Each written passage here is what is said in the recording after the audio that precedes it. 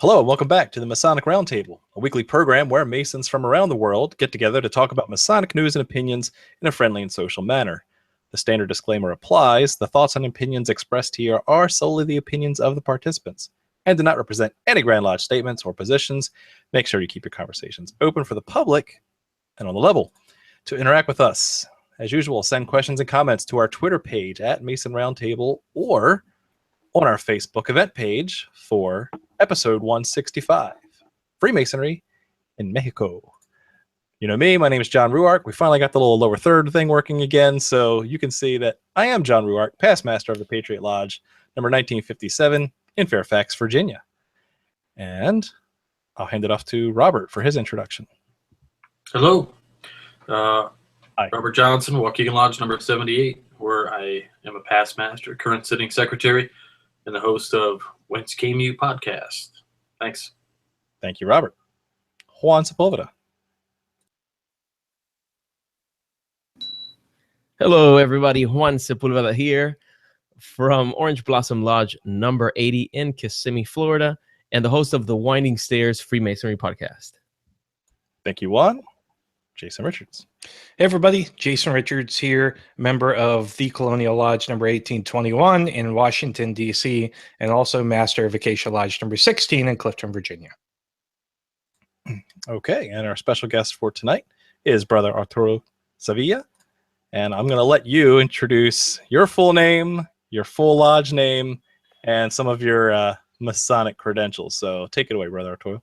All right. Thank you, brother. My full name in Spanish is Arturo Nicolai Sevilla Covarrubias. We go by two last names here in Mexico, but you can call me Arturo Sevilla. That's completely fine. We usually abbreviate it like that.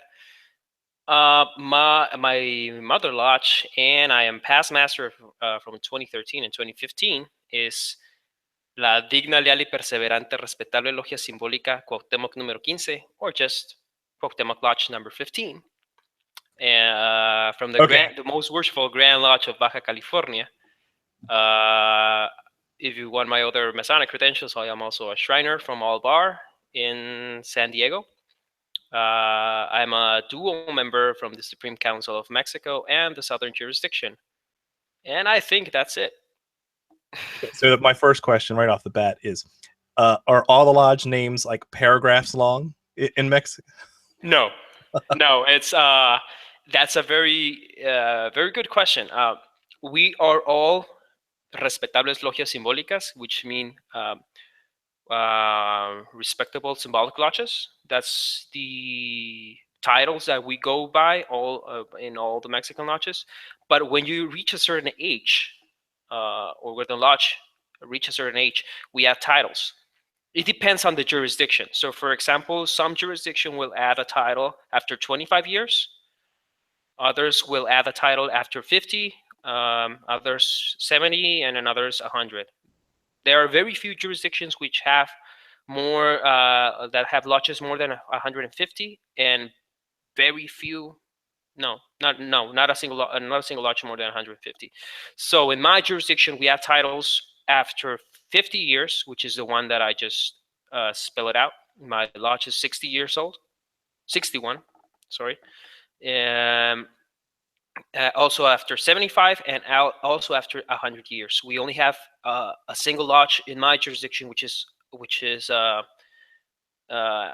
100 years old. Wow, that's amazing. Okay, so great. So thank you for setting that up, and we'll have a lot more to go over here in a minute.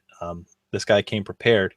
So before we get into that, just a quick reminder that this June you can join us at a little shindig we're throwing. Things are lining up very fantastically. So if you want to see us and celebrate 300 years of Freemasonry, go to themasonicroundtable.com/300.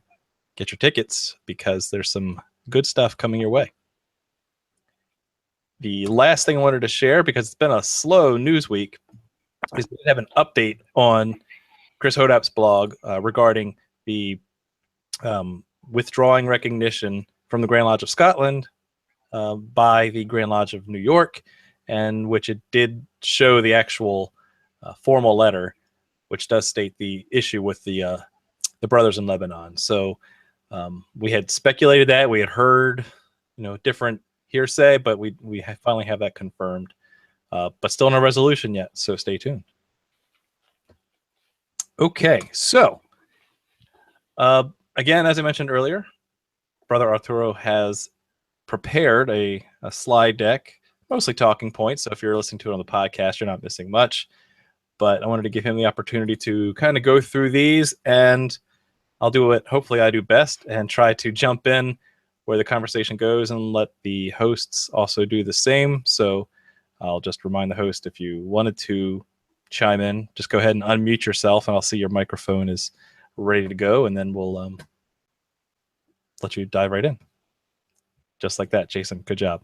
Okay, let me share my screen, and I'll let Brother Arturo take it away. So off to you, brother. Okay, cool. Let's go with the presentation. Yeah, stand by. Just go ahead. All right. I can't see the presentation, by the way. It's coming. It's coming. That's because John is slow. Okay. Okay. There we go. That's my flag over there. Yeah, let's go with the first one. I just put that as these shows. There you go. Okay, so I will briefly explain, because this is not about the history of Mexican Freemasonry. We should do another episode on that, but just to just to be clear how Masonry came into the country, so that there is some kind of common background in your mind as I go deeper into Mexican Freemasonry. So our regularity of origin is actually comes in three ways. The most common one is the Grand Lodges that got originated from the Valle de Mexico, Mexico City, and that goes from England, the Grand Orion of France when it was regular. Then the Grand Orion of France founded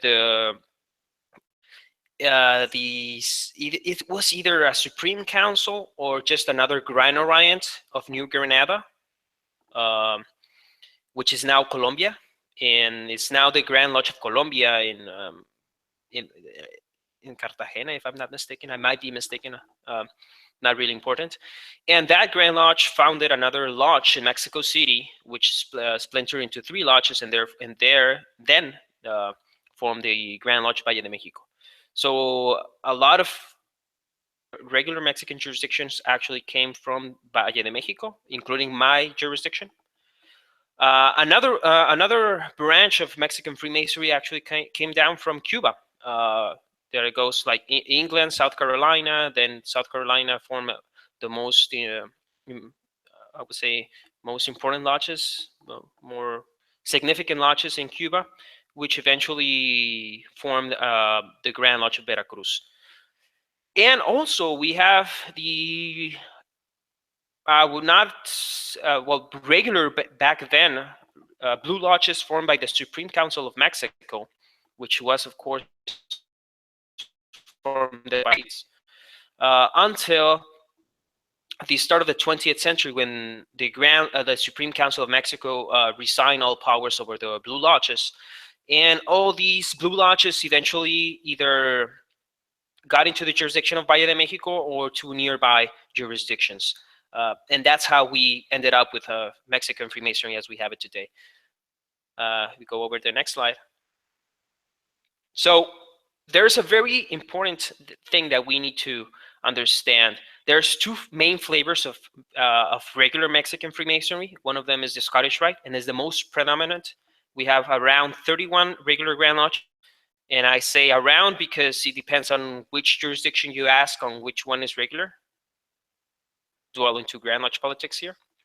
But it's definitely, even though it's the Scottish Rite ritual, there is no control by the Supreme Council. So they will even say that we are not Scottish Rite because the Scottish Rite begins until the 4th degree. You follow the rituals from the 1st to the 3rd degree as it originated from a Scottish Rite. When you said the southern, now there is are you referring to the southern jurisdiction here in the States? I have not seen the rituals from the southern jurisdiction for the blue degrees. I have talked to worshipful brother Arturo de Hoyos, and he has told me that the rituals are similar, except the second degree. Okay. And that's a very good. That's another interesting point about the rituals, but I will talk about it a little bit later.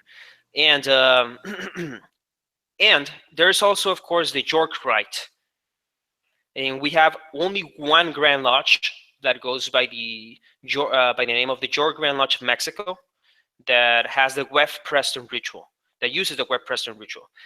And most of my talk will actually dwell on the Scottish Rite Grand Lodges, because the episode could end if I could say, well, how are the rituals of the York Grand Lodge of Mexico? Well, pretty much identical to the U.S. Grand Lodges, and that would be the end of the episode. Freemasonry, I'll end. But there's only about 500 Masons under that jurisdiction. All jurisdictions that recognize the York Grand Lodge of Mexico, within Mexico, share the territory with the York Grand Lodge of Mexico. So you could say that the York Grand Lodge of Mexico is the only recognized national Grand Lodge in Mexico. Even though they only have lodges in a few cities around Mexico, they don't have a lodge, for example, within my jurisdiction. Yeah. So to jump here, yeah, this is one thing we've talked about in the past about recognition and how it can be an interesting, complicated mess. And yes, you did a great job going into great detail in the green room. But basically, that it's complicated. Jason, it's complicated. Well, that was going to be the question I was going to come back to was, okay, so if you're in Mexico in a city that has both a York lodge and a Scottish lodge, like how does someone decide which lodge to join? Is there amity between the two? Like, what are the dynamics between the York and Scottish lodges? It depends on the jurisdiction. So there's a lot of Americans and Canadians in the York Grand Lodge of Mexico. I would even dare to say, please correct me, brothers from the York Grand Lodge of Mexico, if I'm mistaken. I would even dare to say that it's about half of them. Half of them are what they call the summer birds. So there are a lot of Americans and Canadians that go down to Mexico during the summer. It depends on each jurisdiction. The thing we don't have in most, I would have to say, most Scottish Rite jurisdiction, we don't have dual or plural membership. That means in the Blue Lodges, that means, for example, in my jurisdiction, if I want to become a member of another lodge, I would have to demit from my lodge. But we can definitely visit if we are in recognition with the York Grand Lodge of Mexico. I was actually in their annual communications in Guadalajara. If we are in recognition, we can definitely visit each other, and let's put it like this: we be like similar to Prince Hall and American Masonry. If you're in recognition, you can visit each other. Now, if you want to join Masonry, well, it depends whom you ask first, right? If you ask a brother that is from the York Grand Lodge of Mexico, he will get you into the York Grand Lodge of Mexico. But if you go to a Scottish Rite Lodge, well, you will follow the process to the Scottish Rite Lodge. Makes sense. That's very much how it is here in the DC metro area, with either what jurisdiction you fall under, or whether you go Prince Hall or classic mainstream Grand Lodge. A lot of it is where you work or who your friends are. Yeah, well, also that you have to have that in mind. If you're in a jurisdiction and you live in a jurisdiction on which there is a York Grand Lodge, lodge from the York Grand Lodge of Mexico, the York Grand Lodge of Mexico jurisdiction is all the country, so you don't have any issue with that. But in order to be in a lodge or to be a member of a lodge, for example, in Baja California, you have to live in Baja California. You have to be a resident. So, and you have to be a resident for at least, if I'm not mistaken, 6 months or something like that. And you have to be proficient in Spanish, written Spanish. Otherwise, yeah. Okay. Okay. So, actually, going back to this thing about recognition, the Grand Lodges in Mexico go by something that is called the Mexican Confederation, or as it's called in Spanish, la Confederación de Grandes Logias Regulares de los Estados Unidos Mexicanos, or this translation, the Confederation of Regular Grand Lodges of Mexico. And its function is similar to what would be the Conference of Grand Masters in North America. It's just a reunion of Grand Lodges. It is called a confederation, but these Grand Lodges remain independent. It is very rare when the of the confederation demand that a statute be adopted by a Grand Lodge. It has happened, and if you don't follow it, you get booted out of the confederation.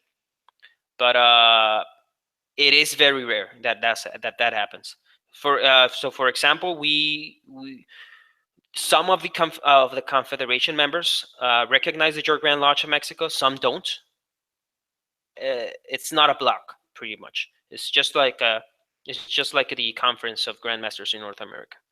So some few statistics in Mexico. There are 20,000 to 30,000 Masons in Mexico. There is no MSA-like study-like, so we are not sure. I can only be sure of the members that are in my jurisdiction. We are about 702, according to the last statistic.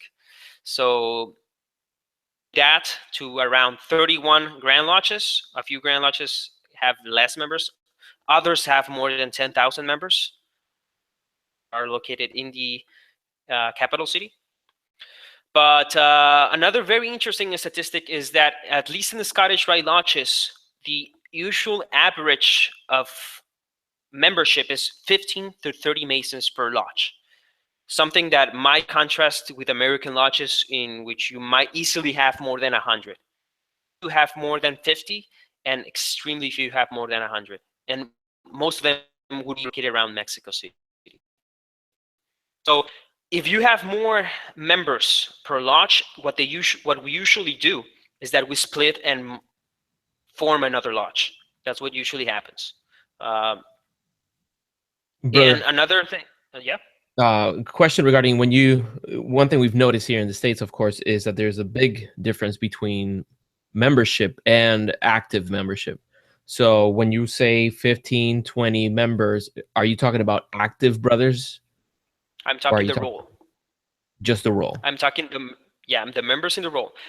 We usually have, if we are, for example, in my lodge, we are, I'm the treasurer, I should know this. We're 25 or 26 now. We just had a first degree 2 weeks ago. And we usually go to the lodge around 15 brothers. So 15 out of 25, I think it's a very good statistic. But if there's a special event, you can pretty much see 20 brothers from your lodge out of 25. And usually the guys that don't go, there's like very old Masons, or they're just in there in the role, and they just pay the dues, but they never are there, just like the US. But that's very rare. Would you describe that the membership, like what are the ages on average in a lodge? That depends per jurisdiction. In my jurisdiction, we could say that we can probably say that the average age is about my age. Wow. 30 years, at most 40 years. So we have Freemasonry for long, at least in my jurisdiction. We have a brother of 19 in my lodge. I think the oldest member now in my lodge, active member in my lodge, it's 60 something. and we just lost a brother to the Celestial Lodge Bob, which was about 80, but those are now rare cases. We have been having to the youth.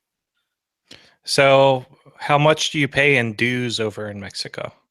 That's a very good one.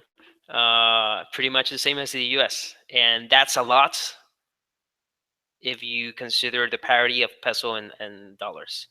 So, which will be pretty much about per year. We pay monthly, but we have our treasurer allows to pay by year, and you have a discount of 2 months. So we pay around $130. That's pretty interesting. I mean, here in the U.S., it's always like by the year, and most lodges don't have the opportunity to pay by the month unless they write their bylaws a very specific way, and it's actually difficult to do. But I guess one of the questions I was going to have is, I mean, with 15 to 20 guys, do you guys have lodge buildings, or are you guys renting a space, or how does that work? We share the buildings. There's usually one lodge that owns a building, then we rent it out. So, for example, our lodge in Tijuana, there's one lodge in Tijuana that has every single day occupied by different lodges. There's another one there's actually two lodge buildings. We call them temples here. There's two physical temples that occupy all the week, including Saturdays. There's the one where we have our meetings. It's occupied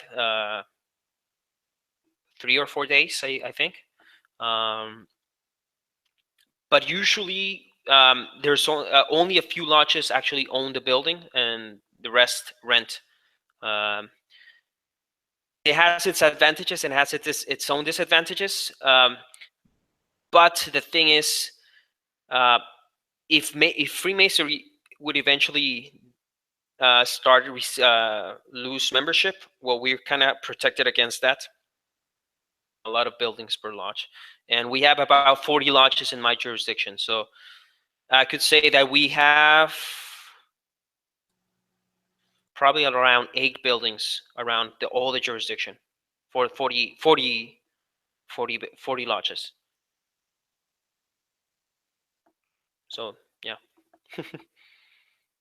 So also, I can't see the presentation. Let's see. Oh, there we go. So a quick glance into the differences, and this will also explain a little bit what I said. Most lodge meet and officially open. Yes, there's minutes every week. But the interesting thing is that, of course, if you meet every week, the minutes are not that long. But every meeting is education night. We don't do business during our stated, or what would be the analogous of a stated meeting. We don't do business at all. The business meetings are usually defined per lodge, and they usually are every 3 to 4 months only, and it's only open to Master Masons. And we definitely don't discuss if we are going to pay the bills, something like that. We usually discuss if how's the treasury the treasury going on, if we need to do something else depending on the issues that we're having. But that would be the most similar to what you consider a business meeting. What we usually do every week is that we present either some kind of presentation or some essays by the Enter Apprentices, Fellow Crafts, or even Master Masons. And we usually open on the Enter Apprentice degree. We only open on the other degrees if we are conferring the degree, or if we actually want to discuss a topic that is relevant to that degree. Another thing is that most lodges meet at 8 p.m. and then go for dinner or drinks at 10 p.m. And this is because how we Mexicans eat. We don't. This is kind of like a little bit of Mexican culture there. We have breakfast, lunch around 2 or 3 in the evening, or 1, depending on the work. But we usually have a very light dinner at the end, like at the end of the night, like 8 or 9 p.m. But we are in lodge, so we go out at 10. Another very interesting thing that I've contrasted with California is that we don't do, it's not required, memorization of ritual. This is, I get as such as at least from what I've seen with California, but we do degree examination, very different than how Americans do it. And those things must be done by memory. That's definitely. And another thing, most Grand Lodges, except for the York Grand Lodge of Mexico, have quarterly communications instead of annual communications. And of course, we don't even know what pancake breakfast are.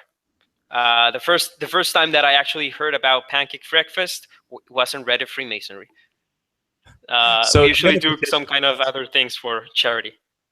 That's what I want to know. Is we have a petition because you sold me already. Yeah, that was a very weird concept for me when I heard it. It just seems like the more we talk about guys from different jurisdictions, like the more everybody else does it better than we do.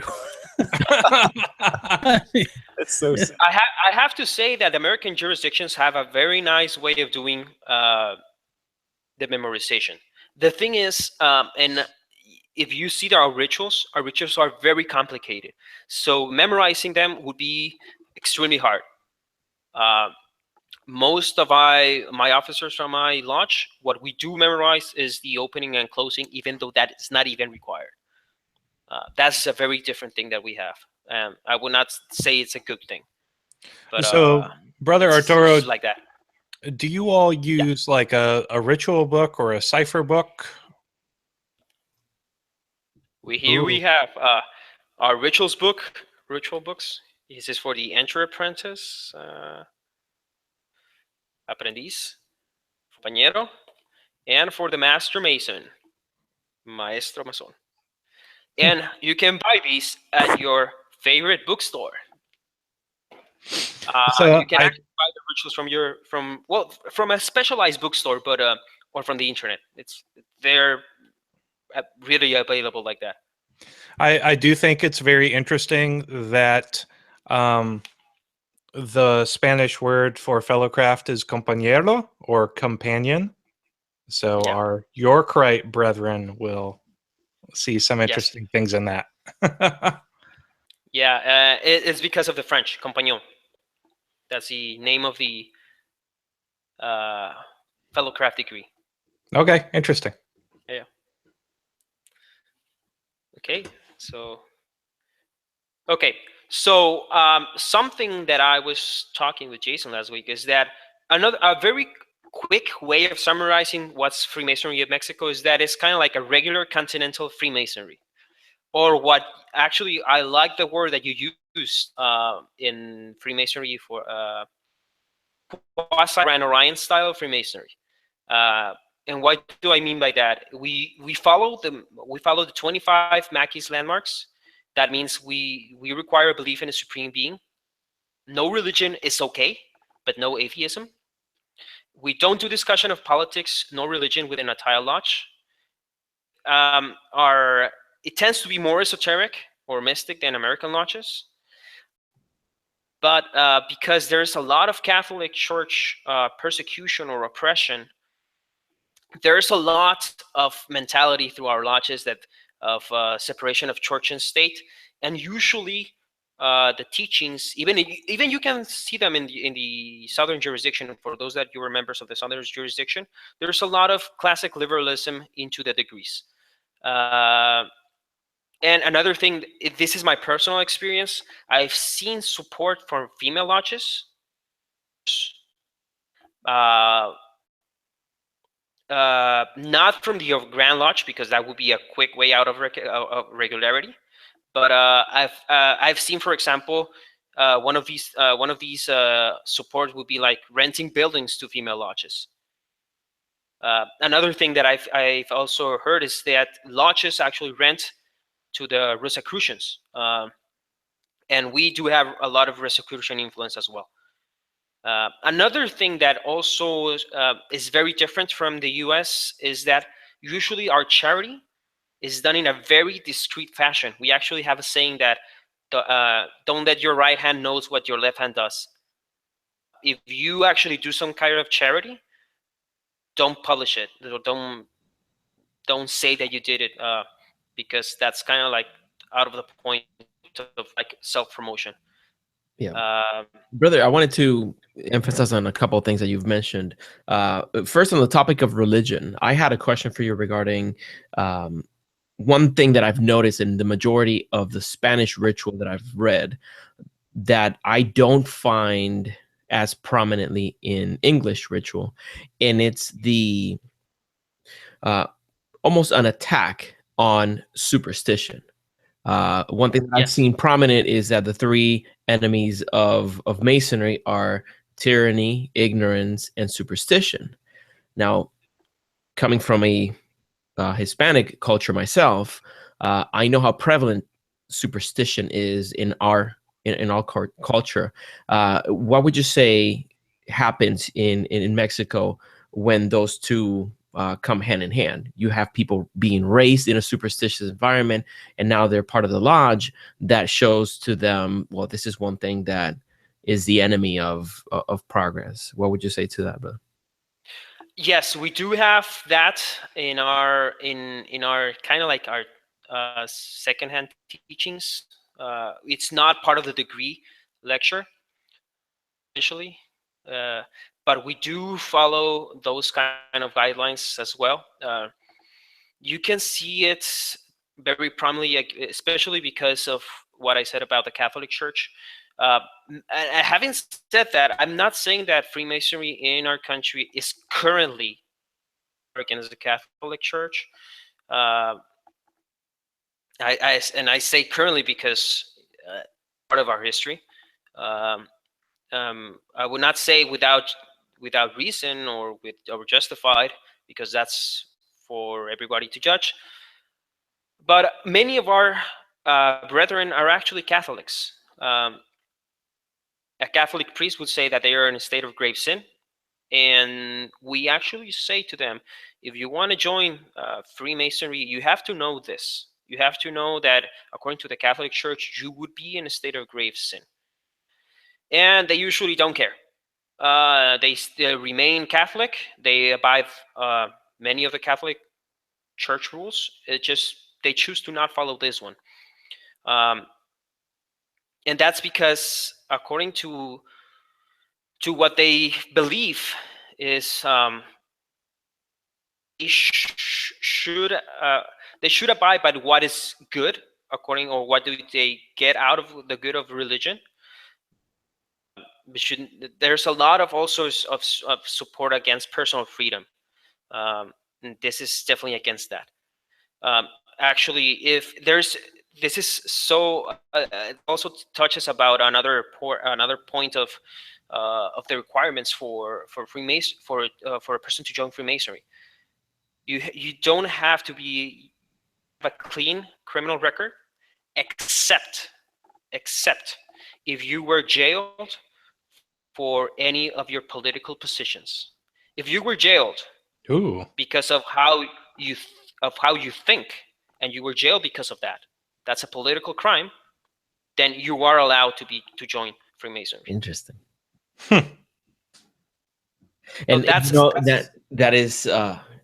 that's amazing, because it makes me think of all the brothers that were influential in the West. For example, we think of Simon Bolivar.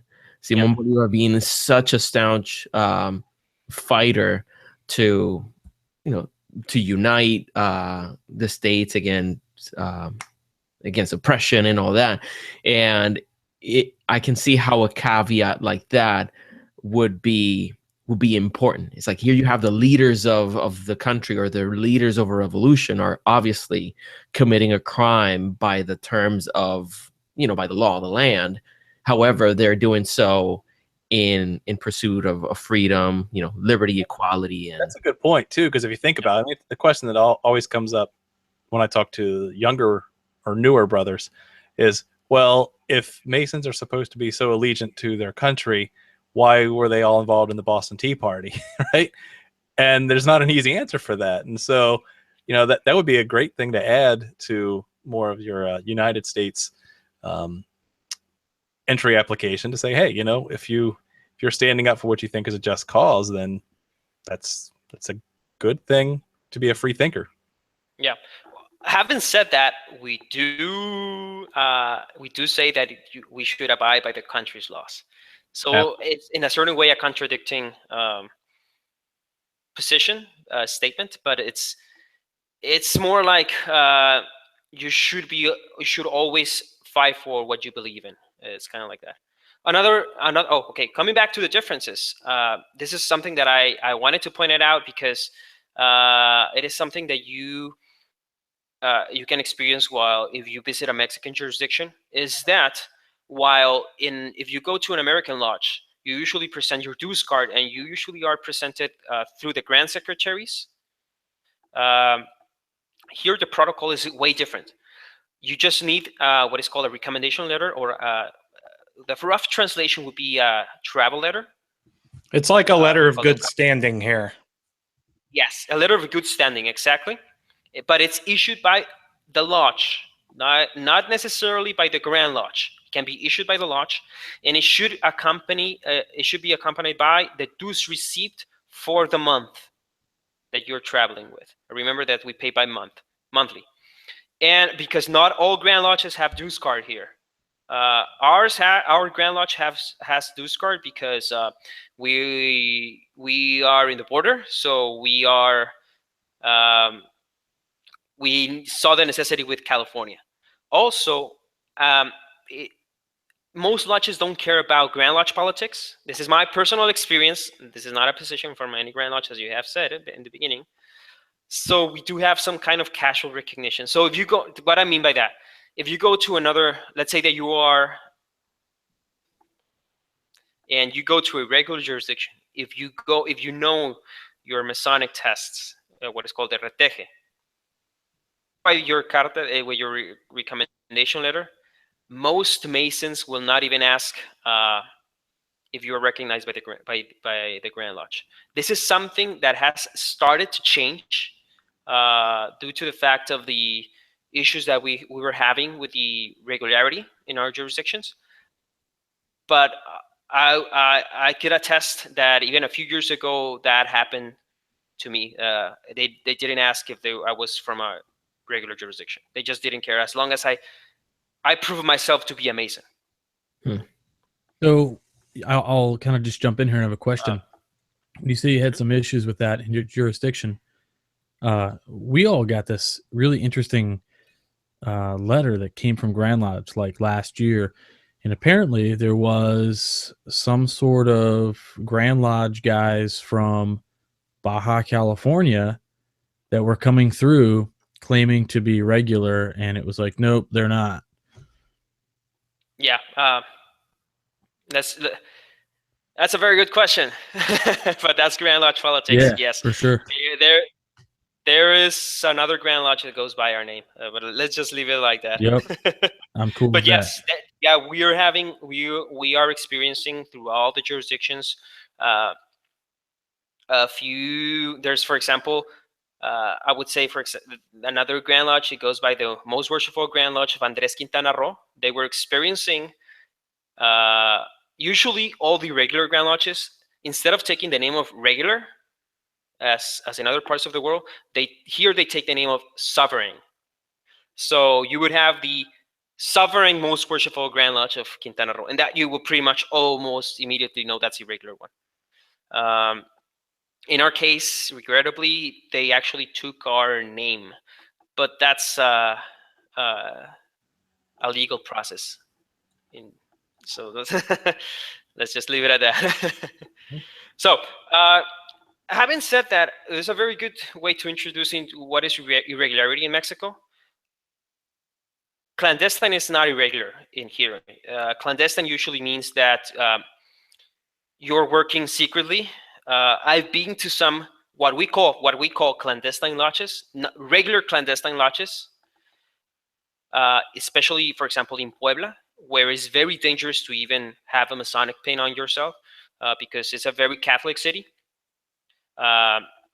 So I've been to, it's kind of like Masonry operates more like in secret than in like a secret society instead of being discreet.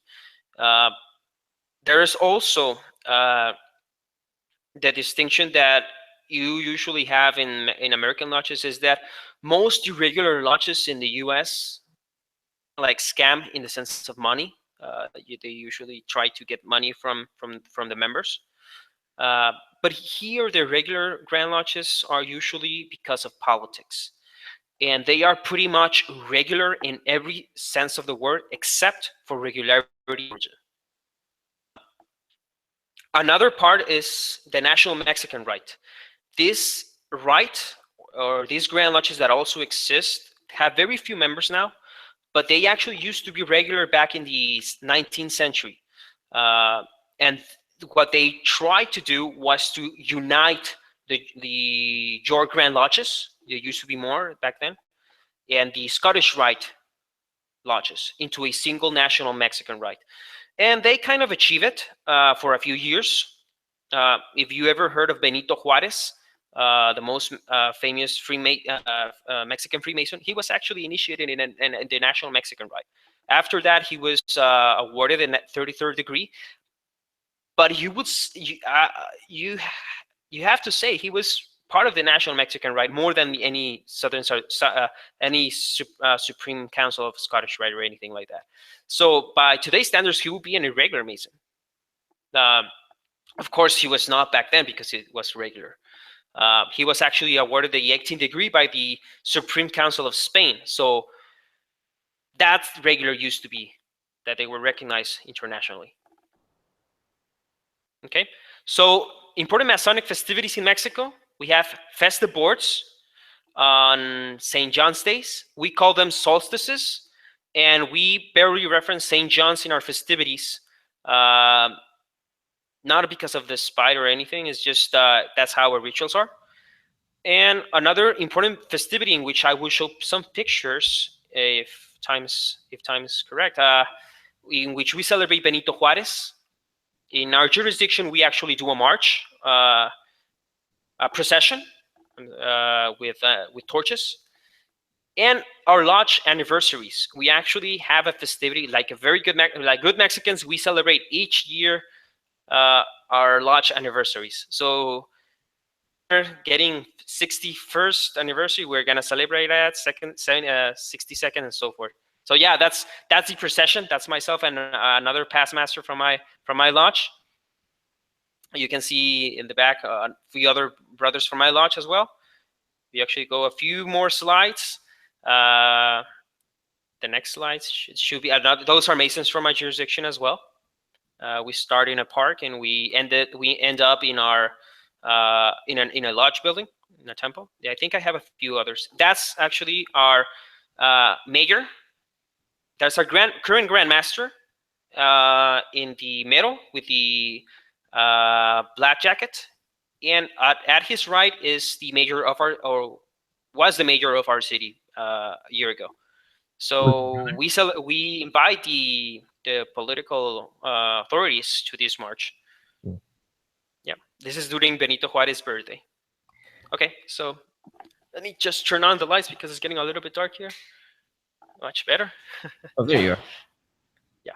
So where were we back? Okay, let's go with the officers, and then we can we're almost over. We have a very similar set of officers from the American lodges, but there are a few that you might not recognize and a few that might be missing. So we have the Worshipful Master, the Senior Warden, the Junior Warden, the Senior Deacon, the Junior Deacon. And then we have our first difference, the Senior Expert or First Equerry. I have not been able to correctly translate this position, this officer. Why? Because the Supreme Council of the Southern Jurisdiction does have a position that is called the First Equerry. I am not sure if it feels the same role as the senior, as our first expert or senior expert. What about the marshal? Because that's what I thought. That the marshal would be pretty much similar to the master of ceremonies, and actually sits where the marshal sits, at least in California ritual. But here's the interesting thing: the senior deacon does not touch the altar at all. That's the job of the master of ceremonies. Master of ceremonies arranges the altar in our jurisdictions. Also, the secretary is right to the worshipful master. If you're sitting in the worshipful master station, your secretary is going to be to your right, and the orator is going to be to your left. The treasurer actually is also to the left, but not in the east. It's almost to the east. Yeah. It is in the south, actually. It's in the south. Wow. It's in the south, but almost to the east. Yeah.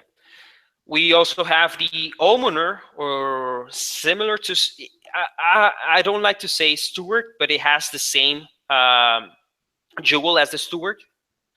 But it's an almoner. So if you are a member of any Supreme Council of the Scottish Rite, you will know this position, the almoner. Also, we have a unique position that is called the manciple. He's a brother that is in charge of all the tools, jewels, and everything we use in the lodge. We have the standard bearer. We use standards in our lodges. Every single lodge must have a standard. It's kind of like a requirement. We have an inner guard, and we have the tiler. And all of these start positions use a sword. The senior expert, the junior expert, the tiler, and the inner guard. Well, all no of them must use the sword. No wonder you have such good attendance. You have so many seats you need to fill. By the time you fill all the seats, basically everybody's got a job. Yes, but let me ask you this then: if you, like in a lodge meeting, what does your senior expert do? What's their job? The job of the senior expert will be very similar to the job during degrees as the stewards, but they also are in charge if you receive a visitor of testing if he's a Mason. Right on. Okay, so it's officially they must be filled by past masters. Oh, nice. Yeah, officially. That's interesting. Yeah, we usually do a lot of these positions pro tempore, and they can be filled pro tempore, almost all of them, except for the worshipful master, the senior and junior warden, and the orator could be filled by, and even enter apprentices. So enter apprentices can be an officer pro tempore in our lodges. And we don't need all the officers to open lodge. That's another thing. The required officers are 7, and it's pretty much like in American jurisdictions. So how about we end on the picture of the lodge building you set up there? Yeah. So that's as I was saying. You have the worshipful master. You have the secretary over there. The orator on the orator over there. The treasurer is just down there. It's not in the east. Going to the east, we always require 3 steps, and they have its own name. With the standard bearer is just by the stairs. You have to its left the almoner, and just below the manciple. You have the master of ceremonies where the marshal would sit. Yep. And you have the experts just by the columns. And also look where the columns are positioned. They are not to the left. They are exactly in the center. Also look where the senior warden is located. It's not in the center. It's a little bit, well, it's in the north, but it is in the northwest corner. And the junior warden is pretty much the same position where the American lodges are. And you have the inner guard. He's supposed to be at the right of the entrance, and the tiler is sitting in the hall of lost steps. This is a very French concept, the salle du pas perdu. We call them la sala de pasos perdidos, or el salón de pasos perdidos, which is this pretty much the same thing, the hall of lost steps. And it's just the antechamber before the lodge. And all those 6 circles surrounding the lodge are also required by the lodge. We must have 12 columns surrounding the lodge. And surrounding the lodge, there must be a chain. That chain represents the brethren in our fraternity. And it must be broken at the entrance, representing that we can add more brethren to the chain. Nice. Yes, and you have those number 1 and 2 over there. Remember that our lodges must represent Solomon's temple, and that over there, number 1, represents the bronze sea, which you can find usually in the exterior of the Solomon's temple, but we have it here inside. And number 2 is the altar of perfumes, where we usually put in like some aromas if we want to. It's not part of the ritual, but we can put in there. Okay. And we have the altar. Innovation. On our part. Now, there's another thing that I did not put in the diagram, but the ashlars are not in the east. The ashlars are actually just by the columns. Rough ashlar goes by the B column, and the perfect ashlar goes by the J column. And we call them piedra bruta in Spanish, or piedra en bruto, and la piedra cúbica de punta. Nice. Yeah, it's different than. Yes, it's different. Yeah, but it represents the same thing. That's awesome. It's a very French concept, that thing. Yeah, absolutely. Okay, let's go to some social media questions, because I know we had a few on the Facebook page tonight, and I'll bring up some other pictures while Jason's getting to that. All right, so we have a bunch of questions from Brother Alex Powers of the Historical Light podcast. And his first question is, are there any what you would consider to be traditional observance lodges in Mexico, or at least like the traditional observance lodges we have here in the States? All of our lodges are like traditional observance lodges, Scottish Rite lodges. You could argue that traditional observant lodges actually got their idea from experiencing Scottish Rite lodges in Mexico and other Latin American countries. Actually, if you stop there in the altar, you can see altar, and it's a flaming sword. That is something that is also required, and is arranged depending on the degree. Really? Wow. That is something that's totally amazing, because you look up in Mackey's encyclopedia and you look up the Tyler sword, and it gives a story about a flaming sword that represents the sword at the guarding the way to the Garden of Eden and the Tree of Life. Another thing you can notice is the charter. The charter is not in the east. It's on the altar. Actually in the altar. Oh, that's awesome. That's our charter for my lodge. Brother, do you have statues of Minerva and? No, not in our lodge. This is another lodge from my jurisdiction as well. Not in. This is from Veracruz. It's a very impressive lodge. It's a huge lodge. Used to be a church. No, but in my lodge we have a statue from. We have a statue of Cuauhtémoc, because we are named after him. And we put it in the Worshipful Master Station. But that's per lodge tradition. It's not required. I love that I'm like seeing in that lodge in Veracruz the Zodiac. Yeah. Yeah. We have a lot of influence from, as I was saying, esoteric Freemasonry. That's actually from my lodge. The way it should be. Right. Oh, it's amazing. What else, Jason? So the problem is we have to move to Baja, California in order to join Arturo's lodge. You have to admit from your lodge. Yes. Or you can just visit. I probably shouldn't do that while I'm master. Yeah. Yeah. It's so By the way, this This is the York Grand Lodge of Mexico. This is a lodge room from your York Grand Lodge of Mexico in Guadalajara. You can see that it's very similar to just another American lodge. York lodges are so disappointing. I don't know about that. There, I said it. This York Lodge is still way better than our York Lodge. You might want to go to the photos of the aprons as well, because those are different. So this is the Regalia. This is my first Masonic apron. This is the one that I got from for my interim apprentice degree. See, they had to abbreviate because it wouldn't all fit on the flap. The whole lodge name. Yeah, that's actually the short name. That apron was before it was 50 years old. Oh, jeez. So the long name is a little bit more longer. And I just did that on purpose as well. But just to show that it's all Masonic Mexican aprons must be black on the other side. We use them because of funeral processions. Mm-hmm. This is the fellow craft. It's not required, but it's traditional, and you will recognize much of their symbols. It's also black on the other side.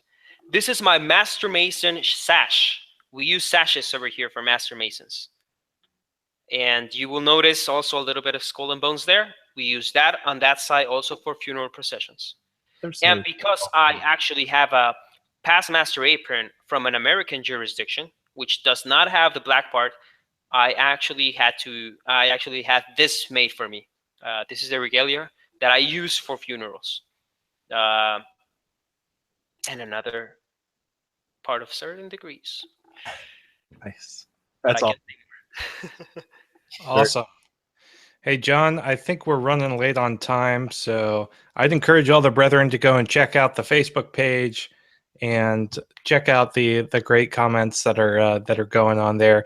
We'll try to send Brother Arturo over there to answer any questions that we weren't able to answer on the show, but it's about a good time to wrap up, I think. Absolutely. Deliberately went a little bit over because of the wealth of information Brother Arturo brought. So thank you very much, Brother Arturo, for enlightening us on the differences.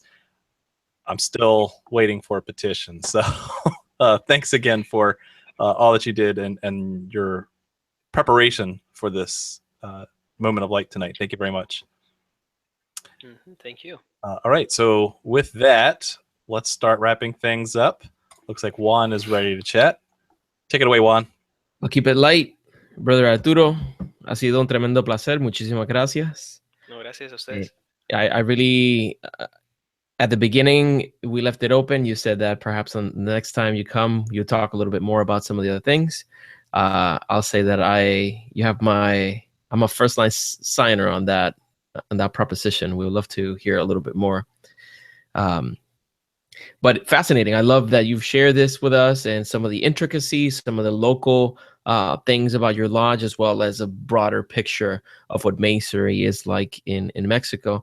I hope to one day actually go and sit with my brothers in Mexico and Cuba and Puerto Rico. One step at a time. We'll get there. Thank you so much again for joining us. And for the brothers, if you have any questions, those of you watching and listening to the program, if you have any questions in specific about Masonry in Mexico, please go to our Facebook page and put your questions there. Everybody has access to contribute to those questions, so it's a great place to go. Thank you again, and till next week. Awesome. Thank you, Juan. Robert. Wow. I mean, what can I say? I love the fact that it's nothing. There's no way to say this other than to say I love the fact that the lodges in Mexico follow what I would consider the true nature of the fraternity. I love the fact that you guys have small lodges. It's just awesome, and I can't thank you enough for coming on. And hopefully the brothers out there who are watching and listening get pumped and say we can bring this back to what it should be instead of just this social club, where the first thing people ask when we say, "Oh, what's this fraternity about?" And we always say, "Well, it's a good charitable organization." And now, it's almost like this episode should assist you in raising the bar. So I hope that's what happens. That said, I just want to thank Arturo for coming on and knocking it out of the park. It was really great. And if you're into traveling around and seeing some stuff, please come see us in June 23rd, June 24th. June's kind of a busy month for me, so I'll be in Jefferson City at the York Rite Grand Sessions doing a bit at noon on a Wednesday. So check that out. And then I'll be in Chicago at Hesperia Lodge doing a thing about Masons and technology. So come check those out. Other than that, you can catch me Sunday nights at 9:30 on Whence Came You. And a little bit of an apology. I read a paper on my podcast and did not get permission to do so.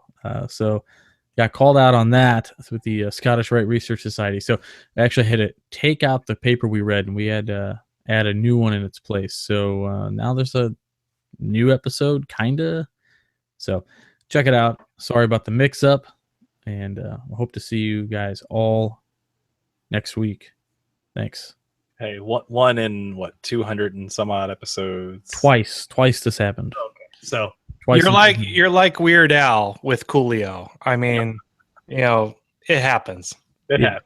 But what's the logic though? Like I want to be understanding of like why an entity would call you and try to prevent you from spreading light. I just don't get that. So it's just because they're losing money on subscribers. I mean, well, who was that? I just didn't. I didn't see that there was like a copyright on the Scottish Rite Research on the plumb line, and so I read the article, and they were like, "Hey, you read it? That's cool, but you didn't bother to get permission from me, the author, or the plumb line, so you got to take it down." It's like, okay. So just giving credit afterwards is not enough? Yeah. I mean, I did. They just got a thing that says, no reproduction. So, it's fine. All right. It is what it is. So learning moment. There we go. Yeah, I just forgot. So whatever. I forgot about it already. See? Brother Jason. Hey, just want to say thank you so much, Brother Arturo, for coming on. Learned a ton tonight. And we're looking forward to having you back on to talk about the history of Freemasonry in Mexico at some point. So thank you so much for coming. It was great to have you here. Brethren, thanks so much for listening to us week after week. Please consider coming down for the 300. It's going to be a lot of fun. I'm ordering some special stuff for the attendees today, or did, so you'll want to be here. It'll be a lot of fun. It'll be a good time. So I'm going to be pretty busy in June as well. I'm going to be up in Ohio for the first weekend of June, up in Canton, Ohio, visiting Brother Mike Hambrecht, and also speaking at Dave Bacon's Lodge up there on Scottish Freemasonry and the transition from operative stonemasons to the speculative fraternity we know about today. So come in and catch that. And thanks so much for watching us week after week. And John, I will punt it back over to you. Thanks, Jason. I guess I don't have any speaking things lined up. So between now and end of June, I'll be home with my cats. But Alex Powers had the best comment of the night. A late addition to the Facebook wall. He says, seeing some of those pictures, he was inspired because he says, here, we only take to the streets with torches when dues are increased. Oh, that's perfect. Touché, Brother Powers. Really quick, though, John, you do have something pretty cool coming up that you're speaking at. Go on. He does. Yeah, you're on the program. That's not until September. So what? Yeah, so yeah, just as a reminder, some of the statistic stuff, I'm working compiling those. September, I'll be speaking at the Masonic Society. They have their quarterly journal. They have their symposium in September, and that will be the first like fully assembled package of the membership statistics. And I'm really excited about that, not only because it gives me a deadline to put it all together. Thank you for your patience, brethren, but also it's getting my foot in the door to get in front of the Masonic Restoration Foundation as well as the Conference of Grand Masters. So you guys know I'm very passionate about the membership statistics and how the outcomes of that can lead to some positive change. And so I think this is a good thing. So you'll be hearing much more about that at the end of summer. Thank you very much. Good. So that's all I got. Thanks again, Brother Arturo, for just the amazing amount of information you condensed in a little over an hour's worth of time. And thank you, the listener, or you, the viewer, for watching. So thanks for watching. Have a good night and keep searching for more light.